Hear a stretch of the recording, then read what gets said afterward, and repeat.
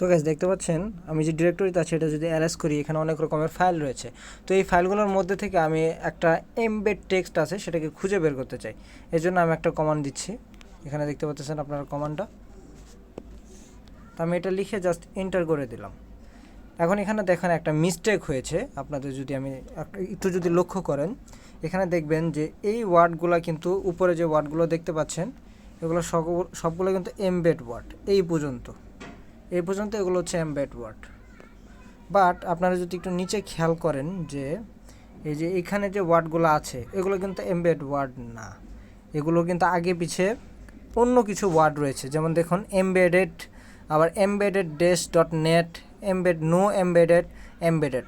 তো এরকম ওয়ার্ডগুলোও কিন্তু খুঁজে নিয়ে আসতেছে, কিন্তু আমি চাচ্ছি শুধুমাত্র এমবেডেড ওয়ার্ড খুঁজে নিয়ে আসবে, এর আগে পিছে কি আছে সেগুলো খুঁজে বের করে নিয়ে আসবে না। তো এর জন্য আমরা লিনাক্সে কি করতে পারি, তো আমি এটাকে আবার ক্লিয়ার করে দিচ্ছি। তো আমরা পূর্বে যে কমান্ডটা দিয়েছিলাম এটা হচ্ছে এটা, আপনারা দেখতে পাচ্ছেন এটা। তো এখন আমাদের এখানে একটু চেঞ্জ করতে হবে, এখানে অটো থেকে আমরা এটাকে ডাব্লু করে দিব। তো এই যে এখানে দেখাচ্ছে আপনাদের, এই যে এখানে দেখুন শুধু গ্রেপ হাইপেন ডাব্লু দিলেই হয়ে যাবে।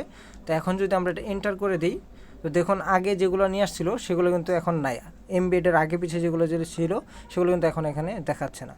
তো এটা কিন্তু একদম পারফেক্ট আছে। এখানে হচ্ছে শুধু এমবেড যে ওয়ার্ডগুলো যে ফাইলগুলোতে আছে আমাদের এখানে শুধু সেগুলোকে খুঁজে বের করে নিয়ে আসছে, এর বাইরে যে ফাইলগুলো সেগুলো কিন্তু এখানে আর ডিসপ্লে করাবে না। এই ক্ষেত্রে আমরা এটা কখন কাজে আসে, যখন আমরা এমবেড ওয়ার্ডটাকে রিপ্লেস করে এখানে অন্য একটা ওয়ার্ড বসাতে চাই, তখন যদি এমবেডের আগে পিছিয়ে থাকা ওয়ার্ডগুলো চলে আসে তখন সেটাও চেঞ্জ হয়ে যাবে।